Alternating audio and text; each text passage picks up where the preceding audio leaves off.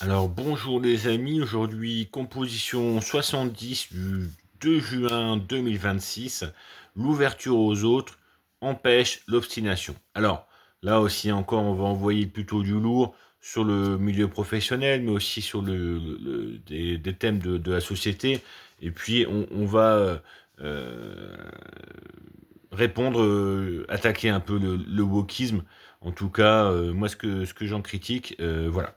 Donc, tout d'abord, donc cette thèse, l'ouverture aux autres empêche l'obstination. Bah, d'abord, l'écoute, le dialogue, ça ouvre la révision possible. On écoute ce que la personne elle dit, on échange pour aller jusqu'où ça va, on pose des éléments, on pose des principes, globalement la généralisation et l'existence, c'est-à-dire si tu dis un principe, il faut voir s'il y a des exemples.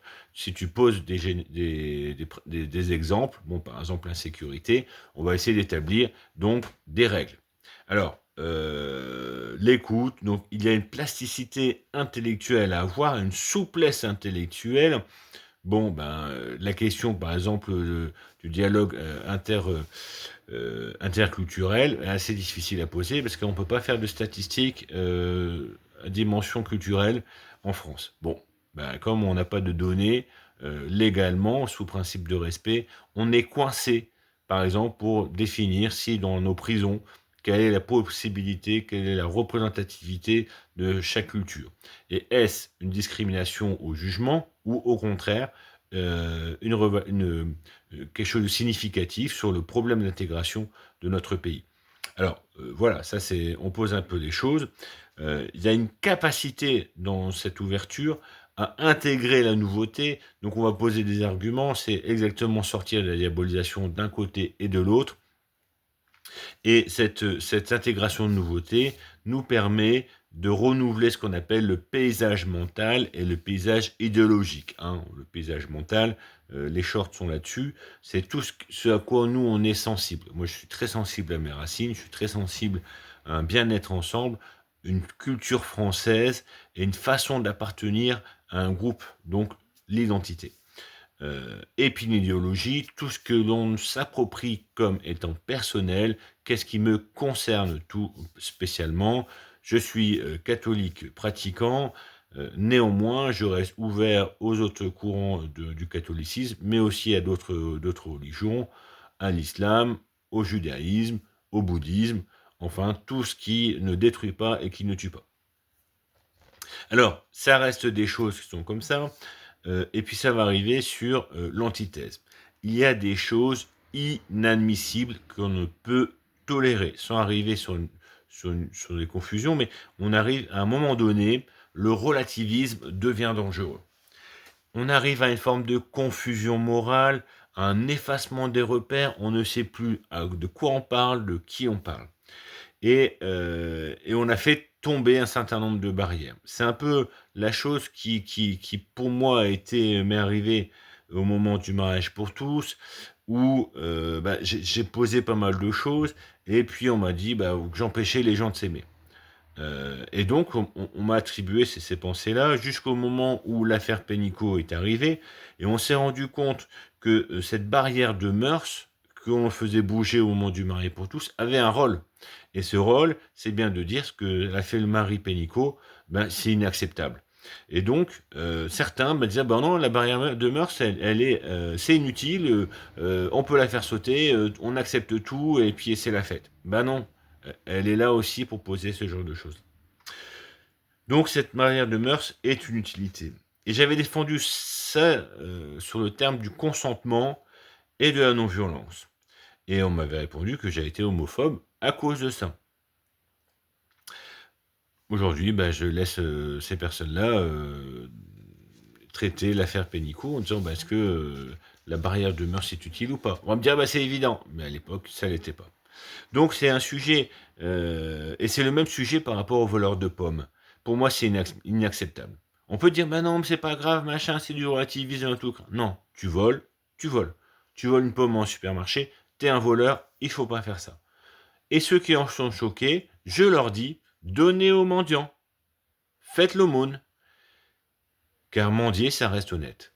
Donc si vraiment vous êtes choqué par la misère, donnez à ceux qui... Et souvent, là, on voit bien les faux semblants, où les gens, bah non, on peut voler, mais en même temps, moi, je suis galère, ils ont toujours une bonne raison. Donc pour moi, la principale critique que je fais au wokisme, on voit un peu sur l'expérience qui est en derrière, c'est plein de sous-entendus, c'est plein de non-dits, ça ne dit pas les choses, ou il faut comprendre autre chose que ce qui est dit. En fait, c'est la confusion. Et moi, c'est vraiment ce que je critique énormément dans le wokisme, c'est ça. C'est plein de confusion, c'est bourré de sous-entendus. On ne peut pas dire les choses, on est compris sur autre chose. Oui, mais tu dis ça, mais en fait, tu voulais dire... Non, non, non, non. Moi, je dis ça. J'ai pas voulu dire autre chose. Je dis ça. Donc, si vous reprenez mes paroles, reprenez-les bien. Et malheureusement, bah, ça existe aussi hein, de l'autre côté. Je reprécise des choses qui sont simplement pour moi du bon sens, mais à notre époque, il faut le faire. Frapper deux hommes juste parce qu'ils sont gays, c'est du pénal. Vous n'avez pas le droit de venir taper des gens dans un parc parce qu'ils tiennent la main. Non, non, non, non, ça c'est pénal. Et tant qu'il y a du consentement et pas de violence, ça reste leur choix et la liberté individuelle. Si vous voulez choisir, vous avez le choix dans l'autre sens d'être dans la fidélité, dans la tradition, dans la chasteté, si vous le souhaitez, et vous avez à être respecté là-dessus. Mais leur choix à eux, c'est aussi leur orientation, leur choix à eux. Et je précise aussi, vu qu'on est aussi sur une forme thématique, une vidéo sur deux sur la famille, que si votre enfant tourne vers l'homosexualité, sachez que statistiquement, c'est présent partout, dans toutes les cultures, tous les continents et à toute époque. Donc c'est assez difficile de dire que c'est contre nature. Euh, Néanmoins, l'homosexualité peut être fidèle et stable. C'est pas parce que votre enfant tourne homosexuel qu'il faut lui laisser accepter les partous, la drogue, la marginalité. C'est naturel en tant que parent de vouloir protéger ses enfants de toutes ces dérives-là. Et ne me faites pas dire que je critique le libertinage non plus, mais on n'en finit plus. Hein. Y a une question de maturité aussi à avoir sur vos propres propos par rapport aux gens à qui vous parlez. Donc tout ça nous amène en fait à une synthèse. Il y a une différence entre écouter et être convaincu. Je veux dire, j'ai abordé le sujet du libertinage. Pour moi, le libertinage, ça revient toujours à la même chose, le consentement et le consentement et la non-violence. Et oui, je critique sévèrement le sadomasochisme comme une pratique déviante. Après, bon, ben, je vous laisse aller voir l'affaire Pénicaud. On aura peut-être une autre affaire dans 2 ans avec des sadomasochistes qui, en fait, se défoulaient sur quelqu'un qui était victime et dans son emprisonnement moral. Mais bon, on verra ça. Voilà. Mais bon, j'attends les critiques là-dessus et je vous répondrai droit dans mes bottes comme j'ai toujours été. Donc je reprends ma synthèse. Donc il y a écouter et convaincu, c'est différent. Il y a accueillir et laisser dire. On peut accueillir quelqu'un, l'encourager à s'exprimer, sans pour autant le laisser s'exprimer sur des choses qui nous semblent injustes ou impudiques. Il y a reconnaître une position, tu penses comme ça, et y adhérer, c'est une autre solution. Et pour cela, il est nécessaire de poser ce qui est juste. Et c'est là, si j'ai des critiques qui partent là-dessus, posez ce qui vous semble juste. Et vous verrez, c'est pas si simple. Ce positionnement est parfois compliqué à assumer, comme ma position anti-wok que je viens de faire, mais légaliste, je le précise, et parfois on évolue dans les débats, on fixe ses idées. C'est parfois brutal, on pose ses préjugés, et on en a tous, hein, c'est parce que le wokisme, féministe, tout ce que vous voulez, ils ont aussi leurs préjugés, et quelque part, le fait de penser qu'on n'en a pas, ben, c'est un peu se placer au-dessus des autres, mais on le fait une fois pour toutes, et on affine, et on s'améliore. C'est une démarche de progrès. C'est un peu la conclusion dans laquelle je vais aller. C'est une ode au progrès et à la liberté.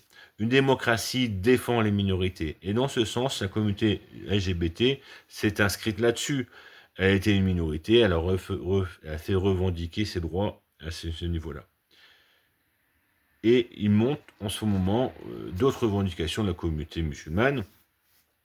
Le but ici est que chacun trouve sa place, chacun soit dans le respect de l'autre, dans la concorde et la paix. Voilà. Je vous remercie beaucoup pour cette attention. À très bientôt. Au revoir.